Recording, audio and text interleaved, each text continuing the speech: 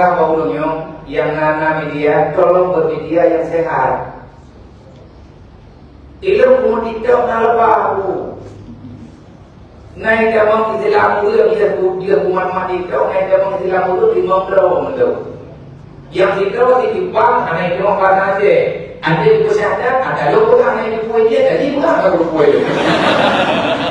Kayak kita berterima malamnya. Terutama jadi jamang Islam pun tuanya. Nanti kau, nak kemudian kau nak berjuang naik jamang Islam itu dimampu. Dia tak yang bawanya yang salah lo. Kita selama kamu tidak belum tahu lagi dia udah dia. Artinya kayak kontrak konten kayak gini, yang dia berdosa ulah. Kamu ada cara-cara orang lain.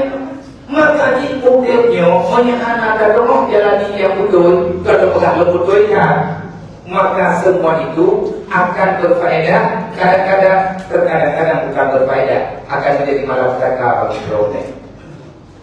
Nyumpah sembahyang yang dengan gayung dunia, pahamilah menyatakan dong inti yang ada dalam sembahyang nyatanya sama dengan karena yang Nabi itu as-salatu imanul sembahyang tiang dasar bagi agama. Maknanya menyatakan sembahyang yang dalam hati bunuh. Menyatakan beres sembahyang pula ikan beres. Dan yang beres kan tak pun ibadah puasa ni cukup imam dan puasa. Tapi sembahyang jajan.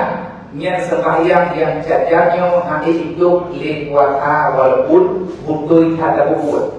Sama lagi kejadian yang dipegang dalam kitab Tawakil. Urang ina karu ngalakau, urangnya joget baru ngalakau hanya ini. Urang malam, urangnya hanya terima kenayang ya Allah. Kita mana hanya terima kenayang? Pada hayatnya nak kenayang, nak itu murah, nak itu kenayang. Menghadap kita kepada kenayang urangnya. Secara aturan syariat, kasar sembahyangnya, patut hanya terima ya Allah. Makna hanya terima. Tiga tak buat halal, tak tukar pak rumah lekau anak ini. Dosa katanya, dosa katanya. Ubahnya raya ada berluk malam dah sujud di hadapan Allah hanya dua. Mana hanya dua? Berluk semaya. Kalau dia hidup dosa tukar pak rumah lekau anak ini. Yang punya mana?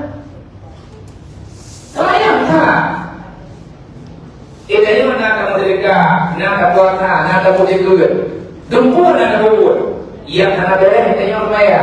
Berangkat buat yang tanya buat, yang hana beres maya hancur buat keadaannya.